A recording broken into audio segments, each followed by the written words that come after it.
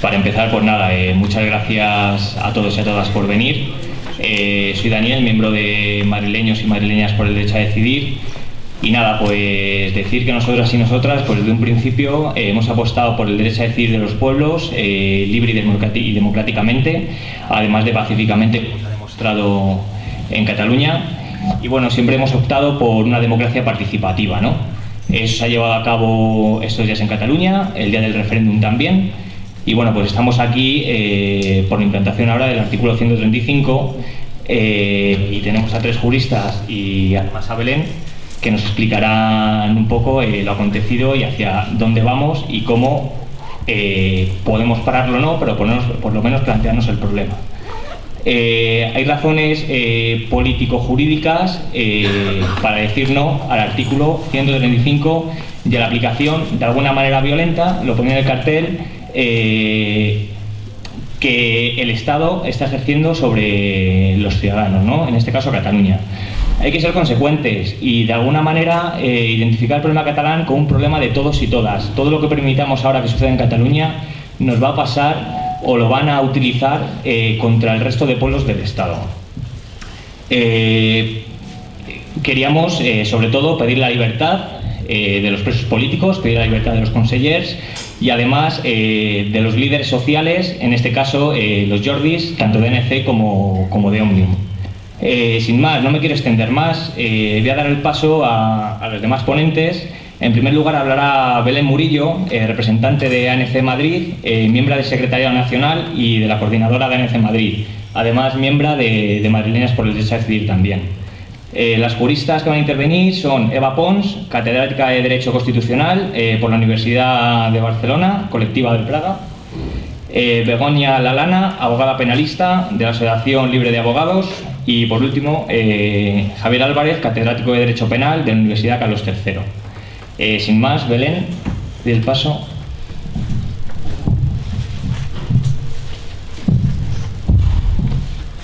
Ahí va bien ahí, ¿no? Sí. Bueno, muchas gracias en primer lugar a Madrileños por el Derecho a Decidir por organizar este acto y todos los actos que se están organizando.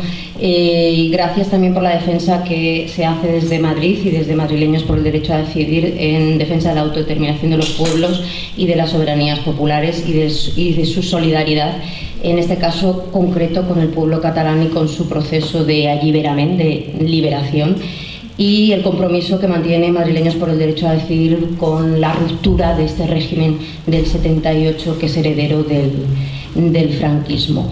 Yo no soy jurista, soy politóloga y voy a hablar un poco también desde el punto de vista más que de la ley, de ese espíritu de la ley que es el que se ve reflejado en el legislador cuando hace las leyes. Y además ese espíritu de la ley que debería ser fruto de lo que hay en el pueblo, es decir, ese parlamento o ese legislador que debería representar al pueblo. Si cogemos el título, intentaré centrarme solamente en el título y ser breve. Si nos centramos en el título, dice ¿por qué decimos no al 155 y la aplicación violenta del Código Penal? Y se sacó un hashtag muy bonito que dice Madrid dice no al 155. Me llamaría la atención la palabra Madrid. Si estuviéramos en una situación normal, la palabra Madrid debería quedar fuera de ese hashtag, porque cualquier demócrata, sea de donde sea, debería decir no al 155, seas de Madrid, de Málaga o de Cornellá. Pero estamos en una situación anómala en la que además se asocia Madrid como capital de ese reino imperialista y como sede del gobierno del Estado se asocia a esa animadversión que siempre se ha querido fomentar desde la caverna mediática entre el pueblo catalán y el pueblo de Madrid. Estamos en esa situación anómala y por tanto dejar claro que existe otro Madrid, tanto desde la ANC de Madrid como desde Madrileños por el Derecho a Decidir, siempre se reivindica, existe otro Madrid que le dice no al 155. ¿Por qué decimos no? ¿Por qué se dice no al 155? Porque es un golpe de Estado. Es un golpe de Estado contra el pueblo catalán y es un golpe de Estado también contra las instituciones catalanas. Yo que me he estado mirando estos días los debates que había, se han puesto otra vez, se han repetido por la televisión, los debates en el inicio de, bueno, cuando se hizo aquella, se habló de la reforma del Código Penal y se volvió a hablar del delito de sedición, de rebelión, cuando en la Constitución española del 155 había una cosa, que además está puesto en el título de esta charla, que me llamaba la atención, que era en caso del uso de la violencia. Y recuerdo que cuando todos los debates con respecto al País Vasco siempre se decía en ausencia de violencia se puede hablar de todo. Pues no. En ausencia de violencia sigue sin poderse hablar de todo y se aplica un 155 y se hace una represión violenta. Por parte de la ANC y de Òmnium, que es un movimiento pacífico, siempre se ha estado en esta línea de la no violencia y de la resistencia pacífica. Pues el Estado ha intentado reventarlo justamente con el uso de la violencia. Ha dicho, a ver si usando la violencia se cansan de la no violencia, responden y legitiman con su respuesta nuestra violencia. Pero no solo es una violencia física, sino que ha sido una violencia simbólica, y con esto voy acabando, una violencia simbólica en el más estricto sentido de la palabra, que desde la comunicación política además tiene un nombre, y es apropiación del discurso y culpabilización de la víctima. Y nos hemos encontrado ahora con que la víctima de la violencia que ejerció el Estado le atacan o le llaman o le dicen que es el violento, es decir, aquella gente que pacíficamente recibió los golpes el 1 de octubre, ahora resulta que ellos son somos los violentos, y el que ejerce el golpe de Estado a través del 155, que, bueno, que no es solo de ahora con aplicación de facto, sino que ya lleva tiempo antes del referéndum con la intervención de las cuentas de la Generalitat, pues también era un 155 encubierto. Pues los que realizan ese golpe de Estado con el 155 llaman golpistas a los que están queriendo llevar a cabo la voluntad del pueblo, no solo expresada en las urnas el 1 de octubre, el 9 de noviembre, sino también en las calles. Y en esas estamos, por parte de la ANC y de Òmnium, no dejarnos ganar ese discurso, le quieren dar la vuelta, quieren culpabilizar a la víctima, y redefinir la estrategia ante esta nueva, o ante esta ofensiva violenta, pero violenta de facto, física, que no... un poquito se suponía que iba a venir, pero no se estaba tan preparado como para lo que hemos visto. Y ya está, esto era lo único que yo quería dejar claro por parte de la ANC, y dar las gracias a los ponentes por estar hoy aquí y a todos ustedes. Muchas gracias.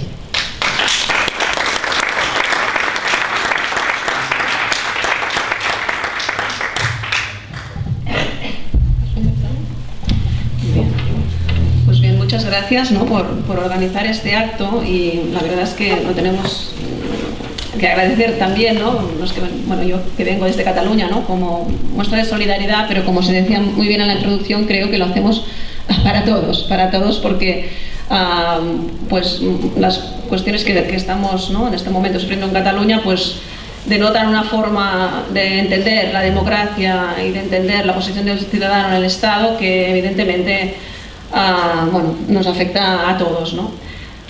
Yo voy a hacer una intervención, hemos pactado de unos 20 minutos, y un poco lo que pretendía es un poco explicar mínimamente de cómo llegamos hasta aquí, y después cómo se está aplicando el 155, y sobre todo qué estamos haciendo los juristas del Grupo Praga, que somos un grupo de juristas que estamos ya, creo que era unos 4 o 5 años que ya estamos actuando, y ante esta situación, ¿no?, que decía Belén, ¿no?, que un poco también nos ha sorprendido, ¿no?, la reacción tan fuerte, ¿no?, de represión por parte del Estado, también cómo estamos actuando en estos últimos tiempos, qué medidas estamos realizando para reaccionar frente a desde la perspectiva jurídica, ¿no?, desde nuestra especialidad, desde las universidades.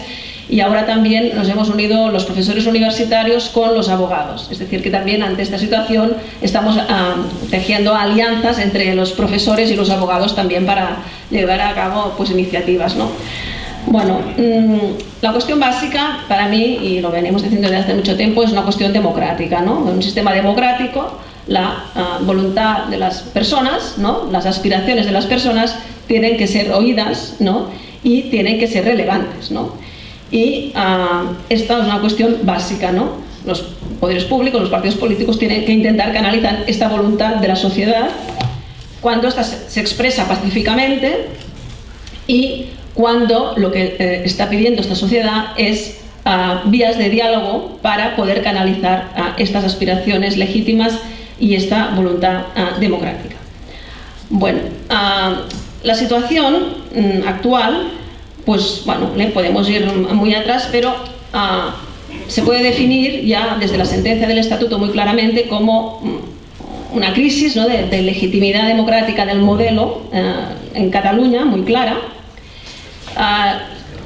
y que ya era muy previsible desde muy atrás, ¿no? Desde el punto de vista del derecho constitucional, podemos entender, y al menos así lo vemos algunos ya, que ya con los acuerdos autonómicos llamados del año 92, ¿no?, cuando los grandes partidos, ¿no?, que ya lo hicieron en el 81, ¿no?, también hacen unos pactos, ¿no?, para definir el modelo de Estado, y esto son unos pactos en una línea de uniformización y que se separa bastante de esta idea del Estado plurinacional, ¿no?, o sea, una línea bastante clara, que en estos momentos ya se está construyendo todo el modelo territorial de algún modo al margen de la Constitución. Es decir, para nosotros todos estos pactos políticos, toda esta evolución del modelo autonómico ya se estaba haciendo desde hace mucho tiempo, como paralelamente, ¿no?, y sin tener en cuenta la voluntad de integración de la Constitución, del modelo territorial, que pretendía integrar realidades muy distintas, ¿no?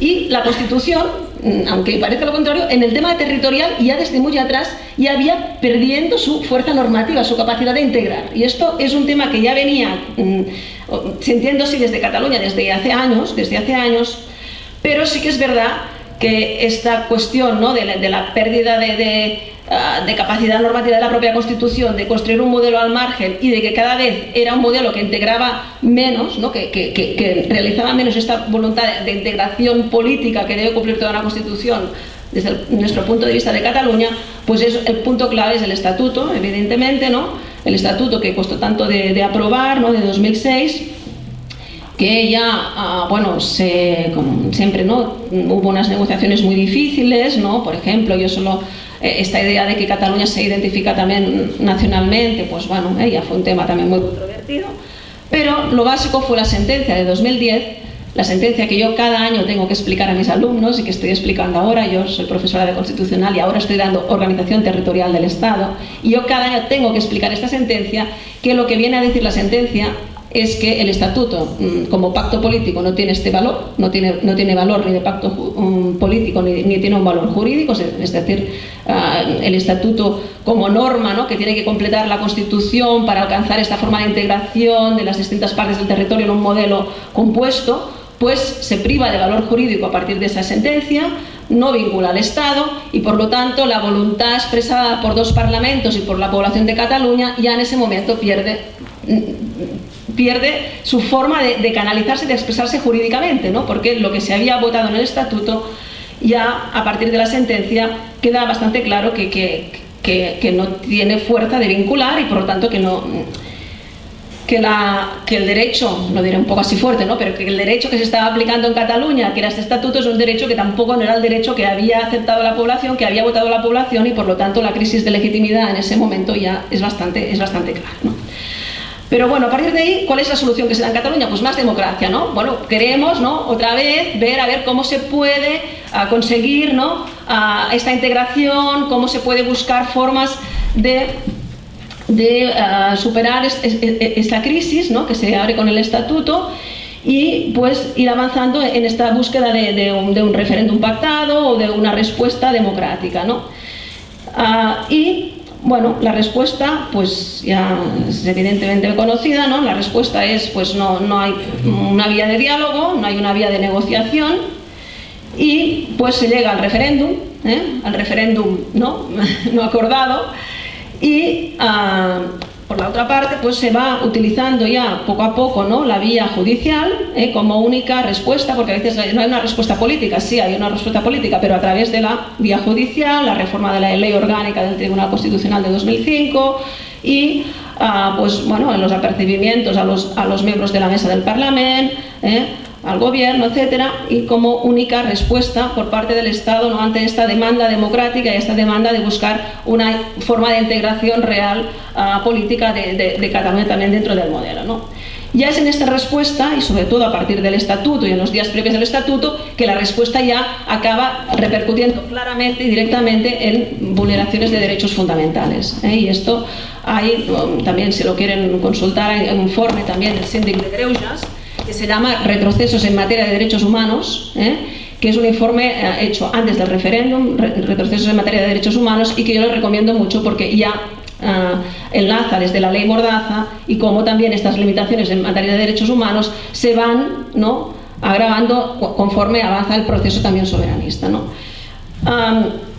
La lista es muy larga, no voy a hacer aquí una lista, ¿no?, de las vulneraciones, pero como ha comentado también anteriormente Belén, bueno, son tanto vulneraciones de derechos de defensa, de derecho de reunión, no se podían utilizar edificios públicos para hablar de este tema, el tema de 140 páginas web cerradas, bueno, las presiones en los medios de comunicación también para que no se pudiera tratar este tema, las detenciones del día 20 de septiembre, etcétera, etcétera. Es decir, que lo que ya nos advertía el Síndic de Greuges en este informe previo, pues de algún modo estos retrocesos en materia de derechos humanos en el ámbito de los días previos y del referéndum, pues cada vez yo creo que hay más elementos para decir que claramente sí, que esto ha incidido en las vulneraciones de derechos. Bueno, pasando al segundo punto, porque tengo que tratar un poco el 155 y después las iniciativas que hemos hecho, como ya se sabe, ¿no?, no solo había estas vulneraciones de derechos, sino que ya empiezan las intervenciones del autogobierno a intervenciones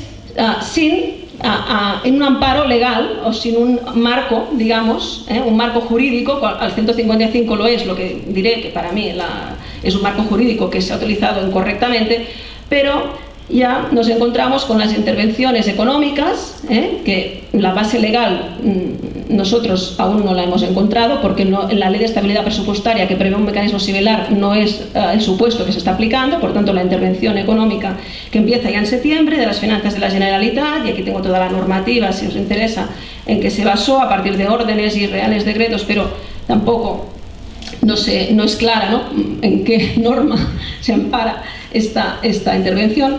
La intervención de la Policía de la Generalitat, previa también y en el marco del Estatuto y también sin que tuviera una base legal clara, y después ya cuando cae ya, ¿no?, el 155. El 155, que para nosotros, desde el Grupo Praga, consideramos que es una aplicación pues claramente inconstitucional.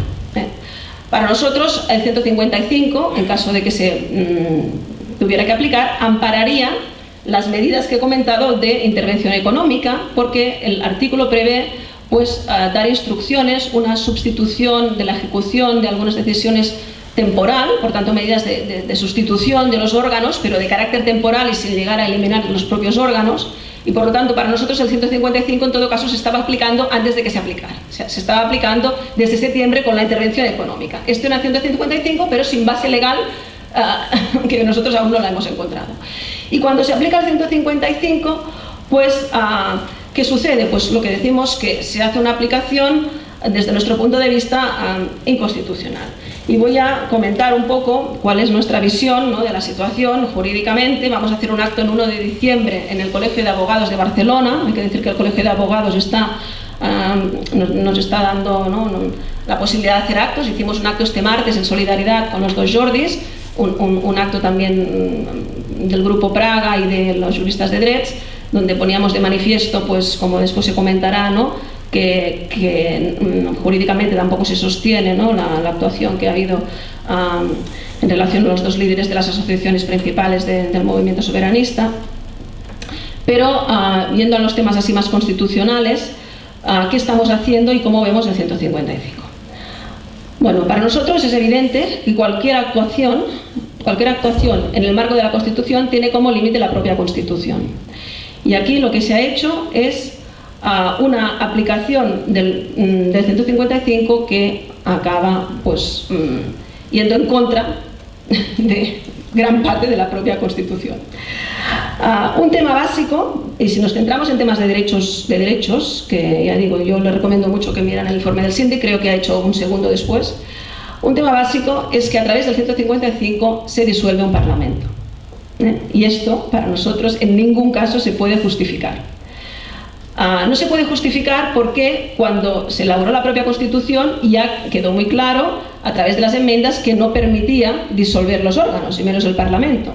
Y la doctrina también lo ha dicho, y bueno, citamos autores que actuaban como abogados del Estado diciendo que en ningún caso el 155 permite disolver un Parlamento, y esto lo decían autores que actuando incluso como abogados del Estado. Tengo aquí citas de Jesús García Torres, Eduardo García de Enterría o de José María Gil Robles, diciendo, repito, Jesús García Torres, si lo quieren encontrar, José María Gil Robles y el mismo García de Enterría decían que en ningún caso el 155 permitía disolver órganos y menos el Parlamento, como se deduce también de los debates constituyentes. Pero nosotros lo que hemos entendido es que, además de que es inconstitucional, vulnera directamente el derecho de participación política de los ciudadanos. Por tanto, esta aplicación está vulnerando el artículo 23 de la Constitución en su doble vertiente.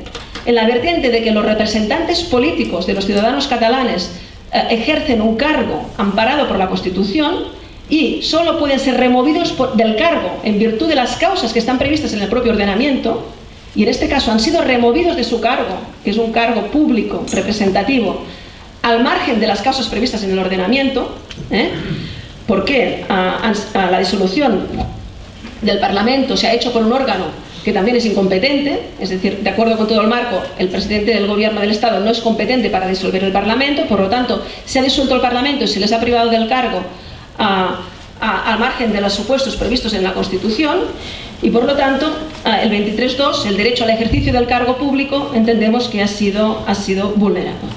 Y por ello hemos presentado un procedimiento de protección de derechos fundamentales por parte de los diputados ante el Tribunal Supremo, porque la decisión es del Gobierno estatal, y también un procedimiento de protección de derechos fundamentales por el 23.1, porque también como ciudadanos nos hemos visto privados ilegítimamente de nuestros representantes.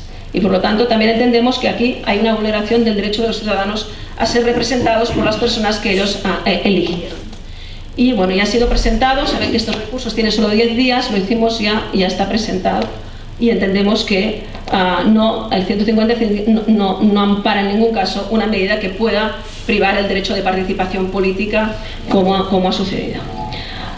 Por otra parte, más en general, tampoco el 155 puede suponer, ¿no?, lo que ha sucedido, ¿no?, una aplicación general, abstracta, una carta en blanco, ¿no?, para poder intervenir las instituciones de Cataluña, suspendiendo, ¿no?, la autonomía en carácter general, porque la Constitución, aunque no dice qué tipo de medidas concretas puede amparar, dice dar instrucciones a las autoridades para garantizar el cumplimiento de las obligaciones constitucionales y la garantía del interés general, no dice que no se puedan tomar otras medidas, pero en ningún caso estas medidas pueden suponer, ¿no?, vulnerar o dejar en suspenso el Estatuto de Autonomía, ¿no?, por ejemplo, en toda la regulación que hace de las instituciones de gobierno, es decir, la destitución, la disolución de todos los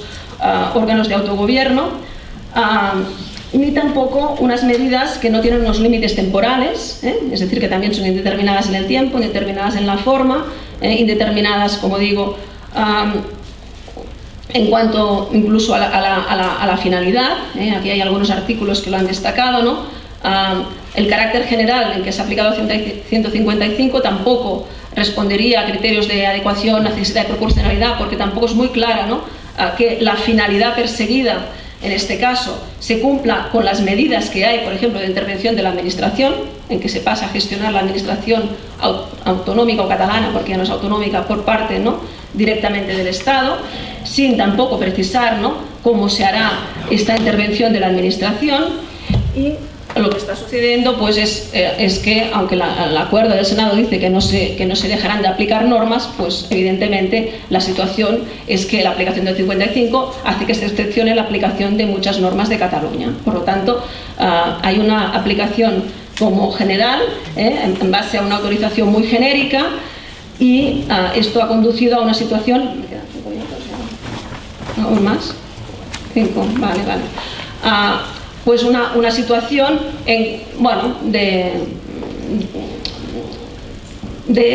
aunque se decía, ¿no?, que se pretendía restaurar la normalidad, pues de anormalidad, por ejemplo, para dar solo algunas pinceladas, porque la situación en algunos momentos es más grave de lo que ahora yo podría explicar, o más kafkiana como mínimo, ¿no? Pero, por ejemplo, no hay que decidir la concesión, ¿no?, de las becas a los estudiantes. ¿Qué normativa se aplica? Pues evidentemente, si el 155, según dicen, se aplica la normativa, o sea, no modifica ninguna ley, es lo que dice, dice que no modifica ninguna ley, se tendría que aplicar la norma catalana, ¿no?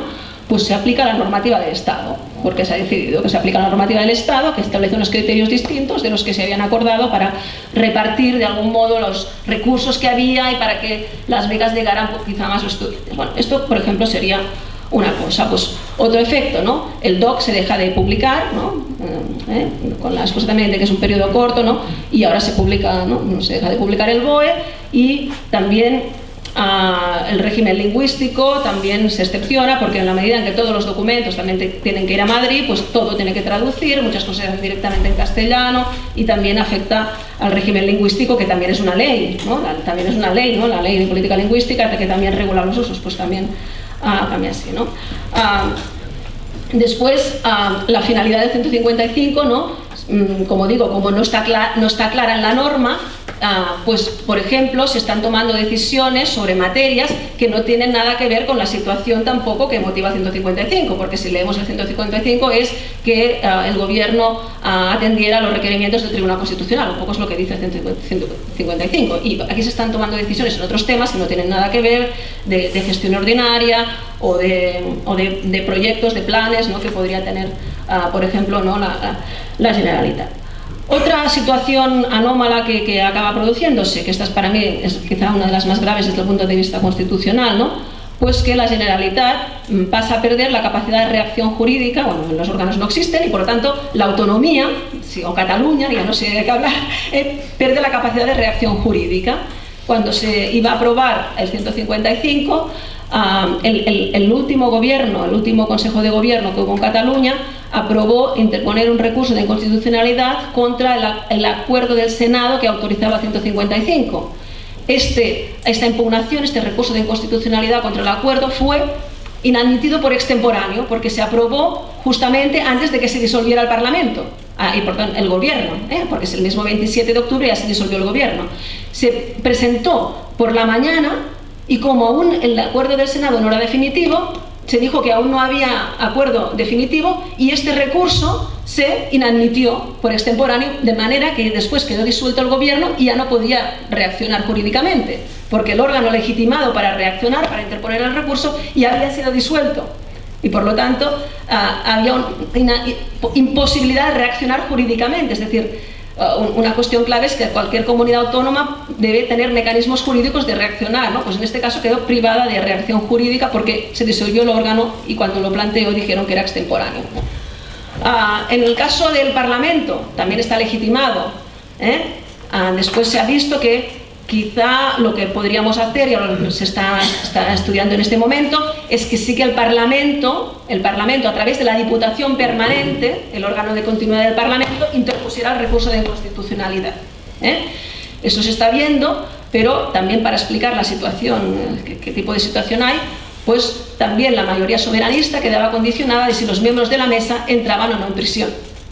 Fíjense, para poder tener la mayoría en la Diputación podía quedar alterada si entraban en prisión preventiva los miembros del Parlamento, que eran partes, los miembros de la mesa que eran partes de la Diputación Permanente. Como de momento no se aprobó en este caso el ingreso en prisión, pues parece que hay la mayoría en la Diputación, y ahora se está haciendo los trámites de pedir al dictamen al Consejo de Garantías Estatutarias para poder plantear el recurso. ¿Qué ha pasado en otros temas? Pues desde hace ya 2 o 3 años no hay ley que apruebe el Parlamento de Cataluña que no sea impugnada por el Estado ante el Tribunal Constitucional. Todas las leyes, ¿saben? Las leyes sociales, por ejemplo, las leyes habitacionales, es decir, todas las leyes que aprueba el Parlamento de Cataluña son impugnadas ante el Tribunal. Claro, al disolverse los órganos catalanes, no había nadie que pudiera defender estas leyes ante el Tribunal Constitucional, porque el Gobierno del Estado es quien ha impugnado la ley y en este mismo momento se ha subrogado en la posición de gobierno, no sé cómo decirlo, porque me resisto a decirlo de gobierno, pero no hay órganos para defender las leyes porque el mismo Gobierno del Estado que ha impugnado todas las leyes catalanas sin excepción, bueno, y ha dicho que no las defendería ante el Tribunal Constitucional. Y en este punto, hace 2 días, hemos tenido la noticia que al menos se han ampliado los plazos para que después de las elecciones se puedan hacer las alegaciones en defensa de todas las leyes catalanas, que también estaban sin defensa jurídica, ¿no? Sí, un minuto. Después, otras situaciones, también los abogados de la Generalitat, ya en su actuación más ordinaria, también tienen que recibir la orden para actuar en la defensa ordinaria y tampoco pues, no pueden actuar.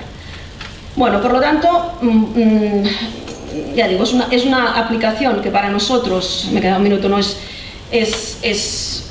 contraria a lo que había dicho la doctrina, lo que se desprende de la Constitución, porque afecta pues, a los derechos fundamentales de los ciudadanos, al 23, y afecta de pleno, ¿no?, al Estatuto, que queda totalmente pues, en suspenso.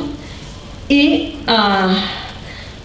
para acabar, en relación a la conclusión que un poco extraemos, ¿no?, nosotros, y que ya también lo había dicho antes, es que es un modelo el que se está viendo, un modelo, no sé, ¿no?, de Estado, un modelo autonómico, en que el principio que parece previo, superior, absoluto, casi diría, es el principio de unidad, ¿no? Y en base a este principio de unidad se sacrifican, ¿no?, derechos fundamentales, se sacrifica un poco lo que sea. Mientras que en una visión más democrática tendríamos que ver muy bien la unidad, es un valor, es un principio, pero este principio tiene que ser armonizado con otros principios que están en la propia Constitución, y es lo que decíamos desde el Grupo Praga para defender la posibilidad del referéndum. Un referéndum consultivo, la consulta a los ciudadanos, de acuerdo con el principio democrático, de protección de minorías, del federalismo. Es decir, es posible llegar a esta interpretación de la Constitución armonizando diferentes puntos, pero parece que realmente la unidad pues justifica, y es el valor supremo, y que justifica, como digo, este tipo de medidas y la vulneración incluso de derechos de los ciudadanos. Para nosotros como juristas, y ahora sí que acabo, la situación afecta ya a la propia idea de lo que es el derecho, ¿no? Realmente, ¿no?, la utilización que se hace del derecho, ¿no?, para llegar, ¿no?, a estas consecuencias, pues hace que para nosotros lo que se está utilizando en todo caso son las leyes, los tribunales, pero el derecho, en mayúsculas, en ese momento cuesta bastante de reconocer, y es la conclusión que llegamos, porque el derecho tiene que ser un instrumento, ¿no?, para razonablemente, de forma pacífica y en clave de justicia, buscar solución a los problemas sociales. Y el uso que se está haciendo del derecho actualmente dista mucho de esta comprensión más profunda de lo que tendría que ser el derecho. Y un poco es la conclusión que extraemos de la situación actual. Muchas gracias.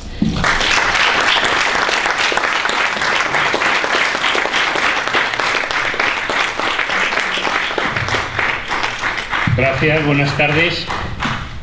Gracias por la invitación,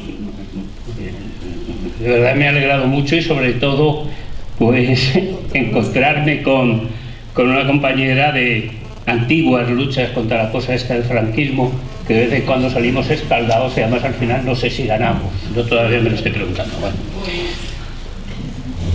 2 o 3 cosas de entrada.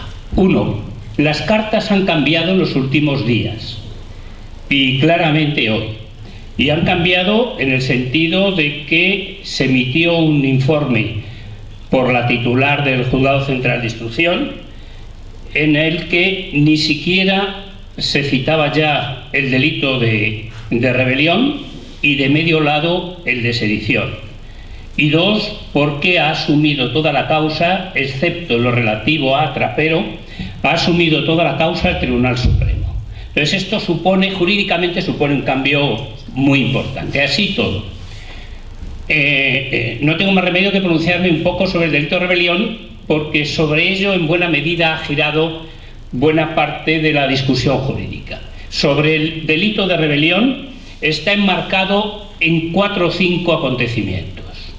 Uno, y fundamental, y perdonar que me vaya tan lejos, las Reales Ordenanzas de Carlos III, de 1768, en las cuales se otorgó a los jefes militares la capacidad de dictar normas, a través de bandos militares, normas y jurisdicción, y luego ejecutar esas normas, que en muchas ocasiones os podéis imaginar cómo se terminaban ejecutando, y esto duró hasta la primera Constitución Democrática Española tras la Revolución del 68, 1800. En segundo lugar, el delito de rebelión, aunque tiene antecedentes en el trienio liberal y no sé qué, el delito de rebelión se configura en el Código de 1848 y prácticamente así ha llegado hasta el Código Penal de 1995. Se configura ahí el delito de rebelión y el de sedición, unos como alzamiento público y en abierta hostilidad. El delito de rebelión para perseguir una serie de fines, pues los más graves, pues destituir al rey, retirarle los derechos de su soberanía, en fin, estas pequeñas cosas, y el de sedición más como un delito contra el orden público, por más que los dos se concebían como orden público. Pero muy pronto se modificó eso para incluir un tercer delito, porque la situación económica y social estaba demandando para la clase política una tercera reacción. Y estaba demandando una reacción por lo siguiente.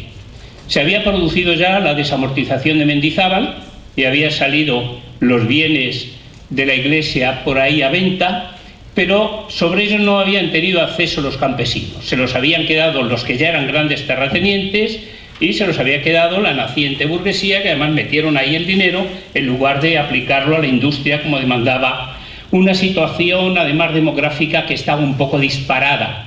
De 11,5 millones a principios de siglo se pasa casi a 18,5 millones a final de siglo, y esa gente estaba empeñada en comer todos los días.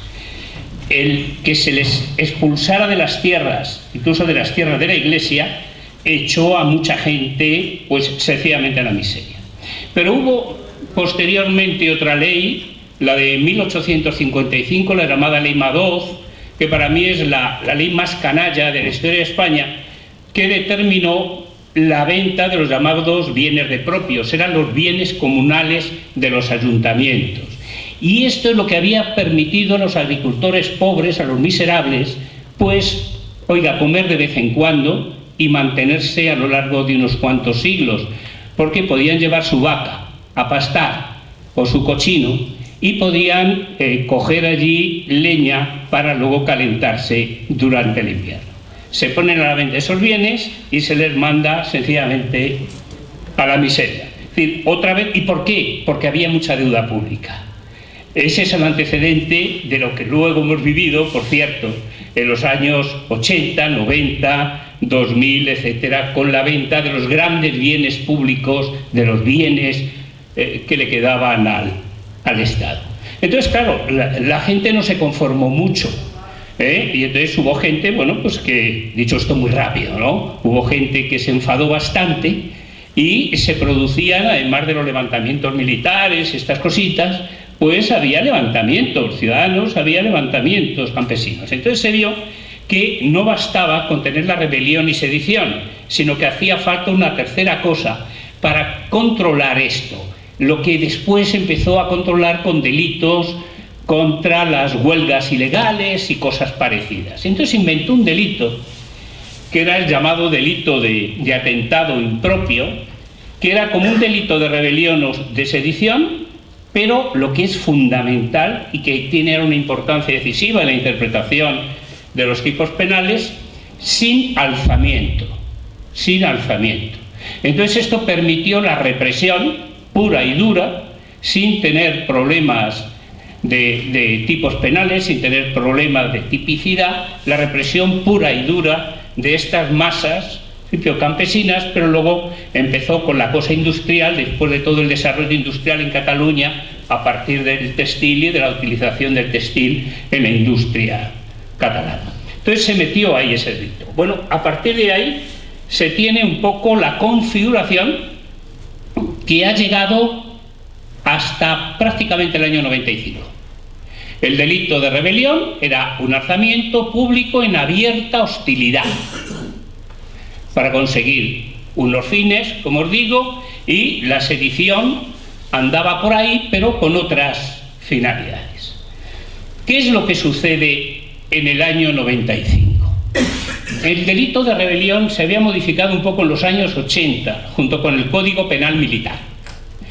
Y se había retirado lo de la abierta hostilidad, pero el resto lo teníamos ahí y se caracterizaba sobre todo por los fines a alcanzar, que seguían siendo finalidades estructurales del Estado. Bueno, entra el Código Penal en discusión y en el Senado los grupos nacionalistas, en concreto PNV, fundamentalmente PNV, y también Convergencia y Unión, vienen a plantear sobre la mesa, vienen a poner sobre la mesa más o menos abiertamente que no quieren encontrarse en un momento en el cual sus respectivos pueblos vayan a plantear una reivindicación independentista, no quieren encontrarse con que se les acuse de un delito de rebelión. Y como no quieren encontrarse, pues se plantea en un principio lo de cargarse el delito de rebelión, dejar el de sedición que va más, como os decía antes, por la vía del orden público, el orden público interno, o que no pone en cuestión las bases del Estado constitucional. No querían encontrarse con ese problema. En fin, hubo discusiones y al final Diego López Garrido, el catedrático de Constitucional y que asesoraba al Partido Comunista desde tiempos, pues sugiere una fórmula y entonces mete un elemento fundamental que es alrededor del cual ha girado estos días la discusión de la rebelión. El delito de rebelión pasa a ser un alzamiento tumultuario y violento. Ahí está la madre del cordero. En la violencia, se exige violencia. Desde un principio, desde que se imputó el delito de rebelión, los penalistas españoles que no están con la bayoneta calada, porque con este escenario hemos visto pues penalistas demócratas de toda la vida que han peleado, gente, yo he conocido que estaban alguno codo con codo en esos partidos raros en los que nos metimos en sus momentos, pues he visto cómo han calado bayoneta.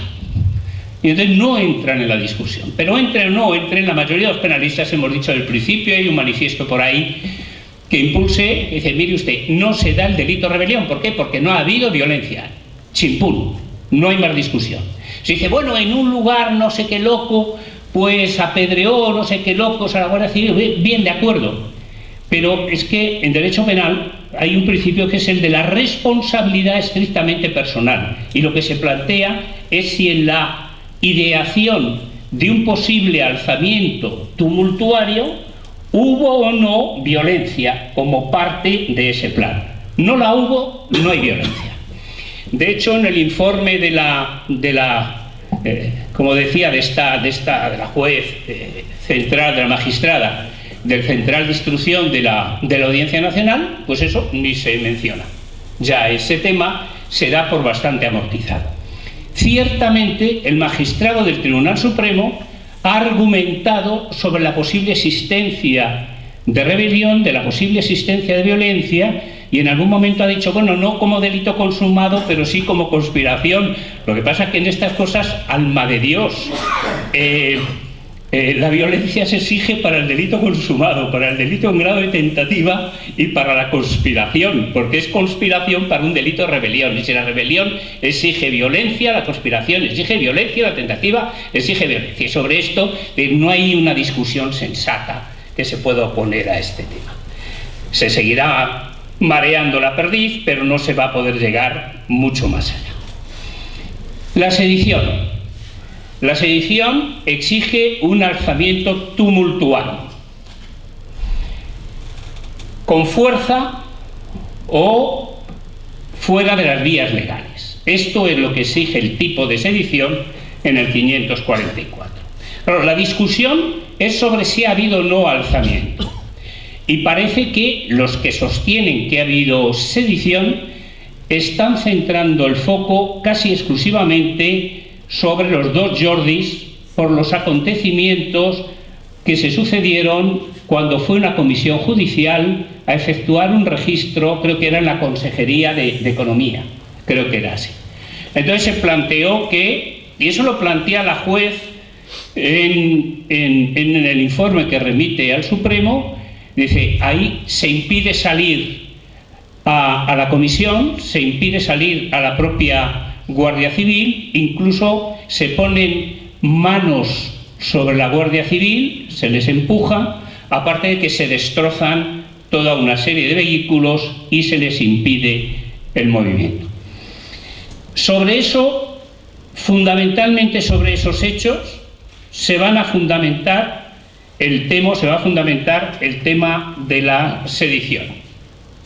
Yo creo que no hay sedición porque es imposible, empezado a -20. Sí. Yo creo, según el cronómetro, yo creo que sencillamente no hay un alzamiento tumultuario. Un alzamiento tumultuario es una sublevación, es una insurrección, no es una mera resistencia. La mera resistencia, la mera desobediencia, la mera oposición se enmarca en los derechos constitucionales. Aunque fuere persiguiendo fines perfectamente contrarios al espíritu constitucional. Está bien decir lo que dijo aquel, de que, mire usted, el independentismo, igual que las corrientes fascistas, caben en la Constitución. El tema es los medios que usted quiera utilizar, pero el republicanismo cabe en la Constitución, por más que tengamos una monarquía y una serie de preceptos en el ordenamiento constitucional. Estamos ejerciendo legítimamente derechos, chimpún. Esto tampoco tiene mucha discusión. ¿Por dónde van a ir los tiros? Miren, la magistrada del Central dibuja su informe con algo que es esencial y a lo que no se le ha dado muchas vueltas, pero que ahora se pone en primer plano. Lo que viene a decir es que hubo una concertación, un acuerdo entre una serie de personas, la presidente del Parlamento, la señora Forcadell, el presidente de la Generalitat, claramente el vicepresidente y otra serie de personas en las que, y entidades en un determinado momento, no sé cómo se llama, el centro de telecomunicaciones y no sé qué,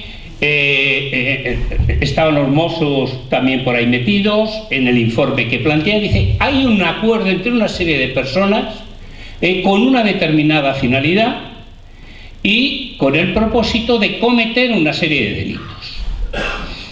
Dice, ¿qué significa que varios sujetos se pongan de acuerdo con la finalidad de cometer una serie de delitos? Y ahora aludiría a ello muy rápidamente.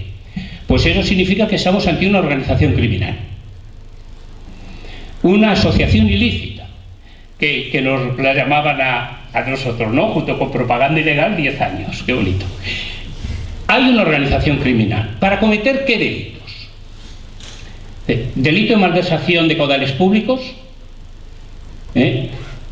Fijaos que la intervención dice, yo eso no lo he visto, dice la magistrada que la propia intervención de la Generalitat ha admitido una utilización de fondos públicos en la idea del proceso de unos 20-25.000 euros y uno de los que fueron consejeros, Antivila, en televisión, no sé si visteis una entrevista con Ana Pastor, admitió, dice que como mucho habría 20 o 25.000 euros. Hablaríamos de malversación, o se hablaría de malversación. Tener en cuenta además que la malversación no es solamente coger dinero público y llevárselo, sino que la malversación puede ser, os acordaréis del caso Juan Guerra, cuando este buen señor utilizó la delegación del gobierno en Sevilla para sus trapicheos personales, introdujo un delito en el Código Penal que luego está resultado, en fin, la reforma de 2015 ha hecho cosas rarísimas y se discute ahora mismo si esa figura está vigente o no, en principio se sostiene que sí. El utilizar bienes públicos significa también delito de malversación. O el utilizar a empleados públicos en provecho particular, lo que nos hacía en el servicio militar de Paquito, me decía a mí mi coronel, vete a mi casa y te vas a hacer la compra con mi señora y luego limpias, eso también es malversación. Entonces, ahí hay una acusación de delito de malversación que en su momento habrá que ver. Abro un paréntesis. Tener en cuenta que la instrucción prácticamente se acaba de abrir. Begoña de esto sabe mucho más que yo. La instrucción se acaba de abrir. Y una instrucción penal es como una cebolla que se van quitando capas para ir viendo lo que hay detrás, en este caso con todo el poder del Estado. Segunda fuente de delitos. Los delitos de desobediencia de funcionarios. Ahí hay un artículo, 410 del Código Penal, que castiga a los funcionarios que desobedecen órdenes superiores.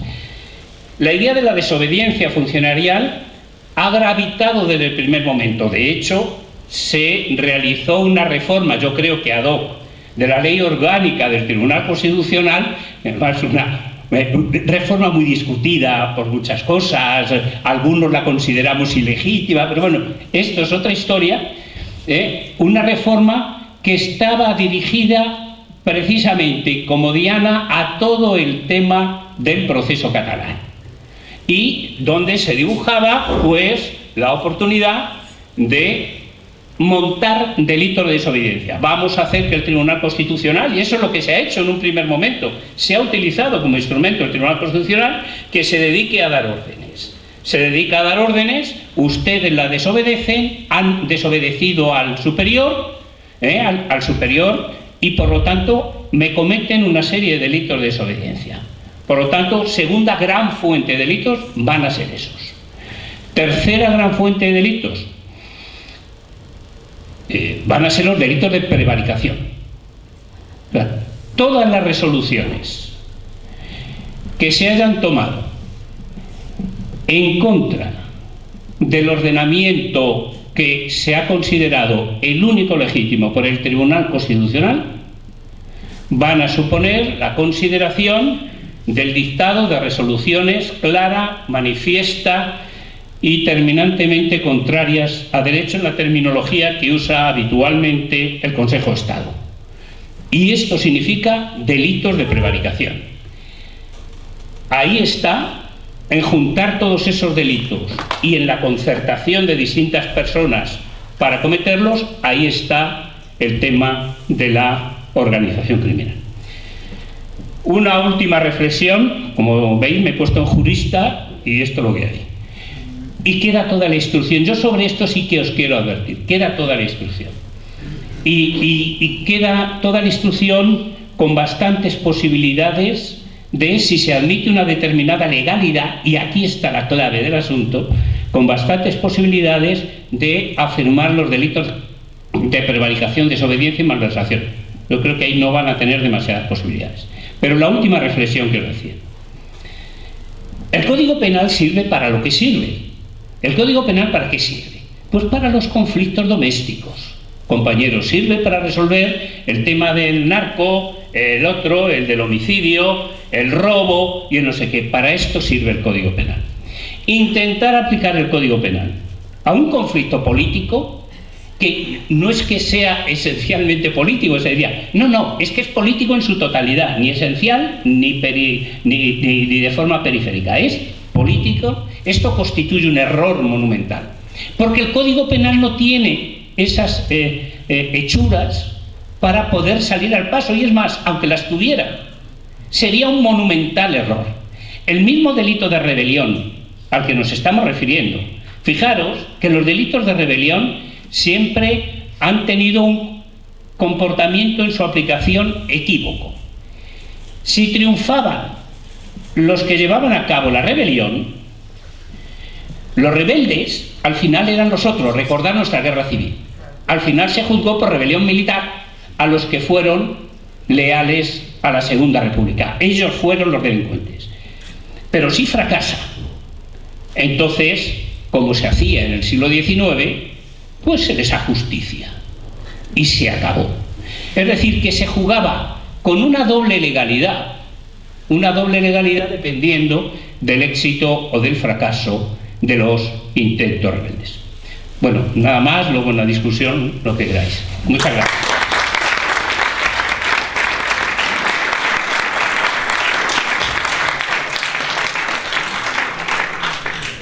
Hola, buenas tardes a todas y a todos. Muchas gracias por invitarme a este debate que hasta el momento, por lo menos, está siendo muy interesante.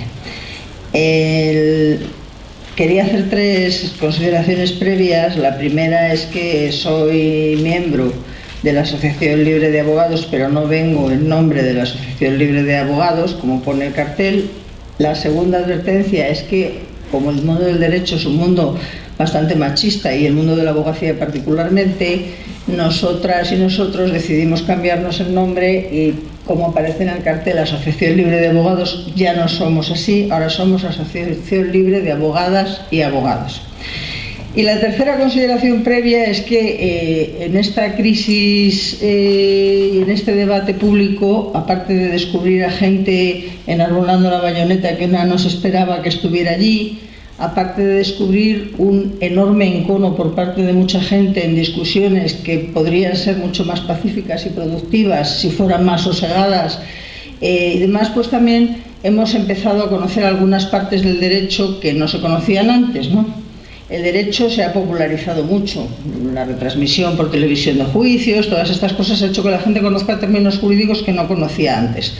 Pero sin embargo, en este tema ha habido cosas de las que se ha hablado dando por hecho que son así, con una autoridad moral que viene contradicha por los propios textos legales. Yo me he permitido la libertad un poco rústica, debo confesarlo, porque lo he cortado así como con las uñas, de traer impresos unos cuantos ejemplares, creo que hay 50 o algo así, del artículo 155 de la Constitución, para que todas vosotras y todos vosotros os llevéis uno para leerlo en el metro y podáis decidir por vosotros mismos si lo que ha hecho el gobierno es esto, ha excedido esto o qué es lo que ha pasado. Porque yo creo que para formar opinión pues también es necesario que la gente conozca de qué se está hablando. Y yo echaba de menos, incluso escribí algún periódico haciéndoles el ruego de que publicaran estas normas, ¿no? De que publiquen, eso ya no lo he impreso, porque fijaos lo que me ha costado cortar esto con una forma un poco así,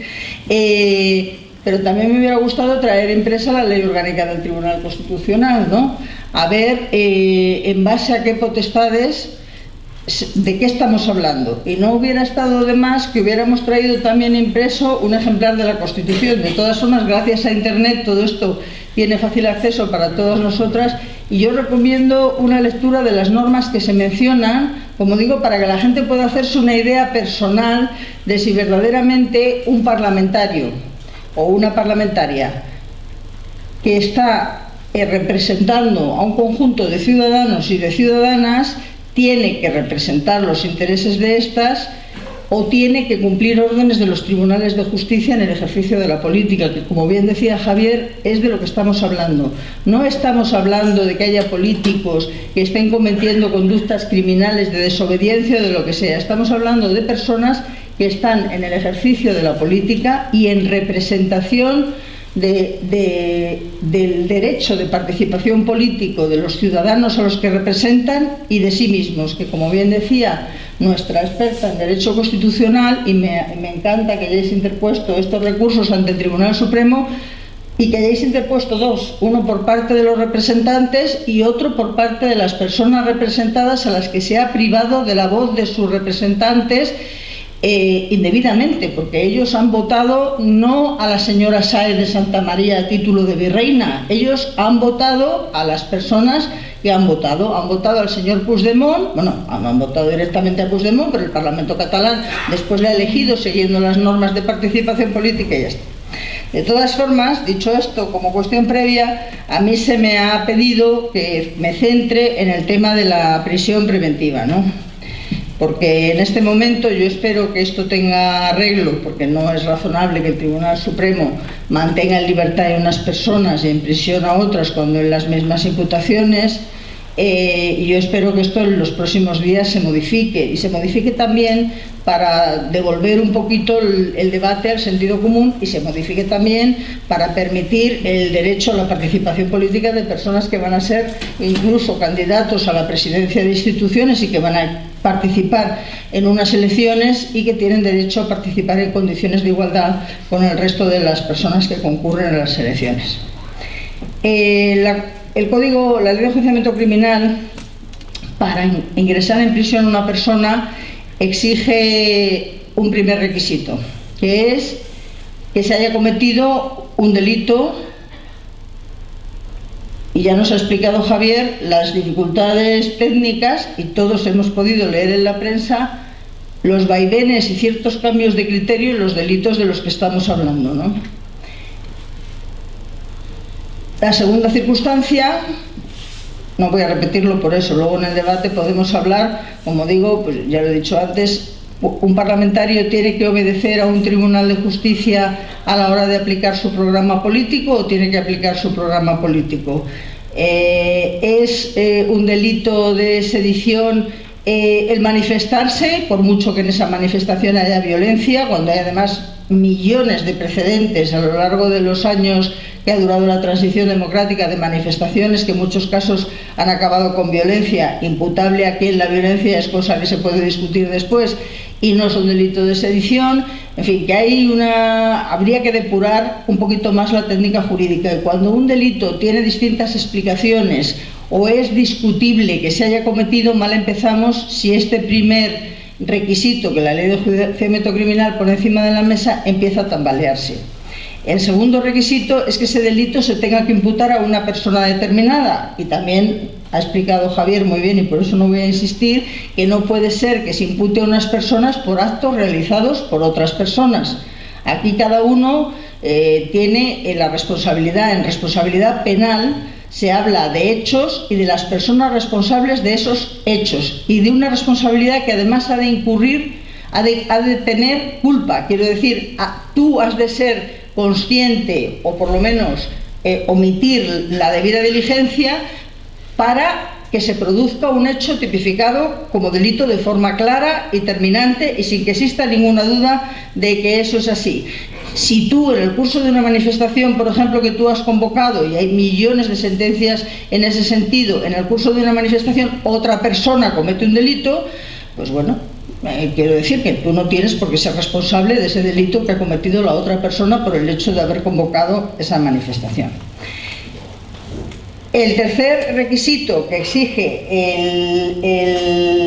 la ley de enjuiciamiento criminal para acordar la prisión preventiva es que la prisión responda a lo que se llama un fin constitucionalmente legítimo. ¿Por qué esto es así? Pues porque antiguamente había cierta liberalidad a la hora de mandar a la cárcel a la gente, y bastaba con que la pena fuera superior a unos plazos determinados para decir, pues ya está, a la cárcel. Mientras que el Constitucional dijo, no, esto no puede ser así, para mandar a una persona a la cárcel tiene que haber un fin constitucionalmente legítimo, que básicamente son, el primero de ellos, el pensar que se pone en riesgo el proceso, porque la persona va a eludir la acción de la justicia.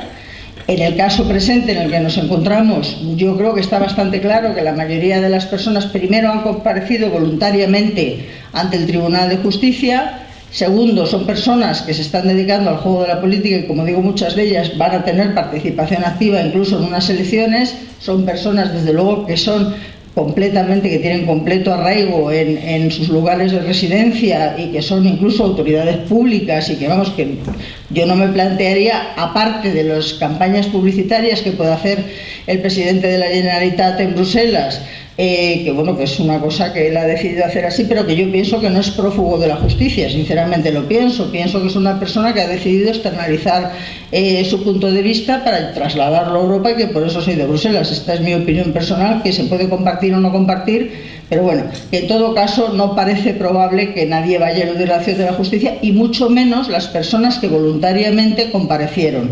Ahí, por cierto, habría que ver por qué un tribunal de justicia, que además es el encargado de interpretar el sentido de la ley penal, manda a la gente a su casa, en unos casos, la mayoría de los casos con fianza, y otro Tribunal de Justicia manda a prisión incondicional, que es lo que significa prisión sin fianza, como ha hecho la Audiencia Nacional. Esto no tiene ningún sentido. Si los delitos son los mismos, la querella interpuesta por la Fiscalía es la misma, etcétera, etcétera, no tiene absolutamente ningún sentido que en unos casos unas personas vayan a prisión y otras personas vayan a libertad. Por eso pienso yo que el Supremo es posible que la semana que viene enmiende lo que ha hecho la Audiencia Nacional, y yo tengo la esperanza de que ponga en libertad bajo fianza a los que están durmiendo en algunas cárceles de la Comunidad de Madrid, ¿no?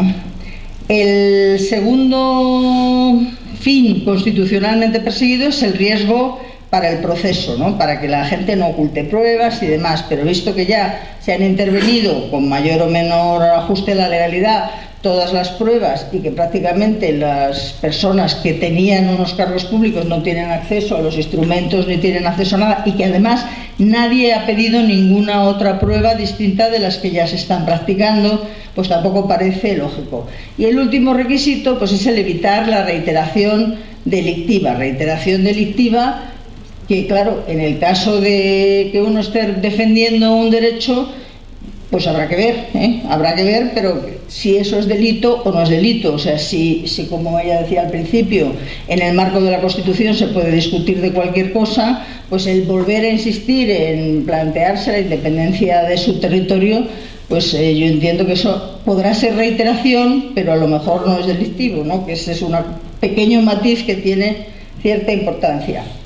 En todo caso, lo que está claro es que la libertad de las personas solo puede ser restringida por ley. Así se dijo, entre otras muchas sentencias, el Tribunal Europeo de Derechos Humanos, cuando se cargó la doctrina Parot. Lo hizo porque la doctrina Parot se había amparado para su aplicación en una doctrina del Tribunal Supremo y no en una ley aprobada por el Parlamento.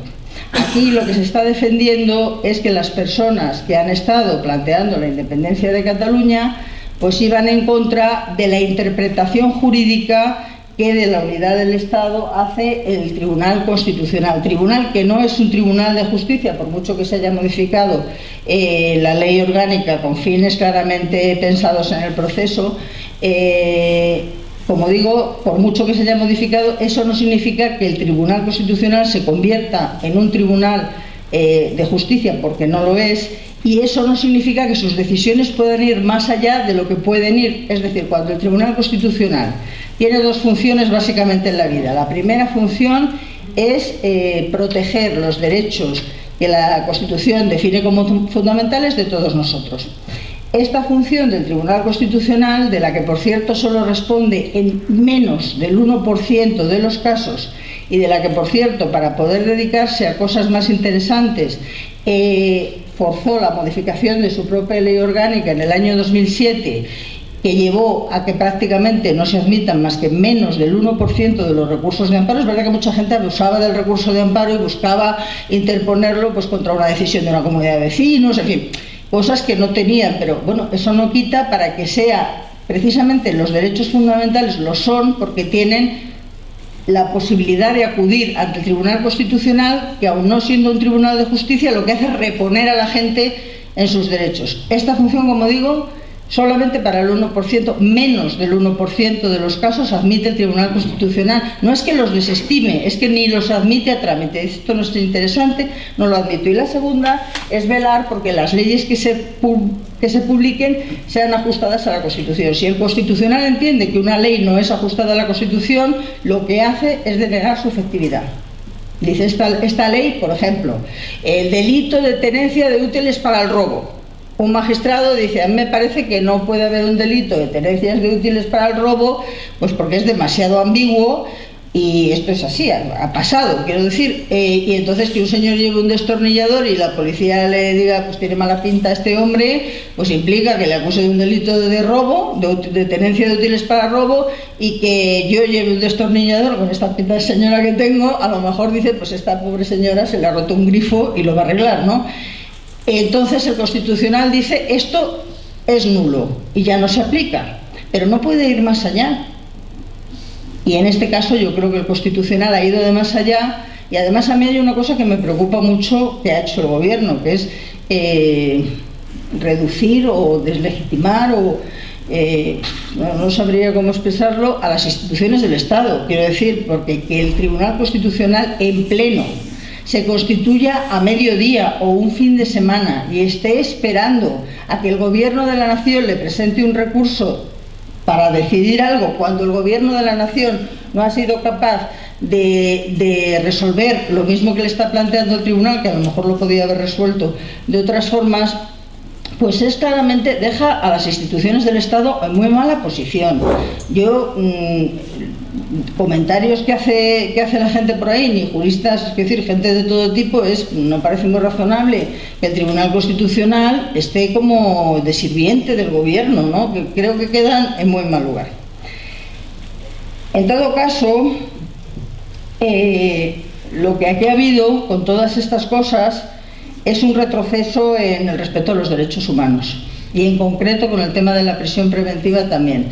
Y se ha creado una especie de, nosotros solemos hablar del derecho penal del enemigo, que es un derecho penal creado específicamente para una situación determinada de conflicto. No se piense en una situación bélica, sino de conflicto, ¿no? Por ejemplo, en Italia pues hubo muchas violaciones en algunas zonas, y entonces decidieron que había que hacer una regulación contra la población rumana, a la que el legislador italiano consideraba autor de estos delitos de agresión sexual, y entonces hizo una regulación especial, ¿no? Y aquí pues se han hecho regulaciones especiales, por ejemplo, en materia antiterrorista, restringiendo derechos de todas las personas. Luego ha desaparecido ETA ha dejado la lucha armada. Dicen, no, es que está el ISIS, ahora parece que el ISIS ha resultado derrotado. Bueno, pero es que está la criminalidad organizada, ¿no? Dicen. Y en todo caso dejan ahí esa ley, que no significa que se la vayan a aplicar siempre a los mismos, ¿no? Pero a mí me parece preocupante, porque cada retroceso en las libertades que hemos hecho en este país, y a lo largo de la transición política se han hecho muchos retrocesos en las libertades, nos cuesta luego mucho recuperarlo. Hemos ido para atrás y luego es muy difícil volver para adelante. Y lo que se decía al principio de la intervención por la compañera de la Belén, que no me acuerdo de tu nombre, perdona, es cierto, ¿no? Que en un momento determinado lo que se aplica en un lado pues se puede aplicar, todo depende de lo que se defina como enemigo. Esa definición puede variar. Hay un conjunto de los ciudadanos a los que se aplica una ley, y hay otro conjunto a los que se aplica otra. Además, y con esto termino, detrás de todo este asunto hay una aplicación muy autoritaria del derecho. La obediencia no es el mejor camino para conformar una sociedad democrática. La obediencia es el mejor camino para conformar una sociedad atemorizada. Y eso nunca es bueno. Y la humillación tampoco es un buen camino para formar una sociedad democrática. Quien quiere hacer una sociedad democrática pues ha de aplicar principios democráticos. Gracias.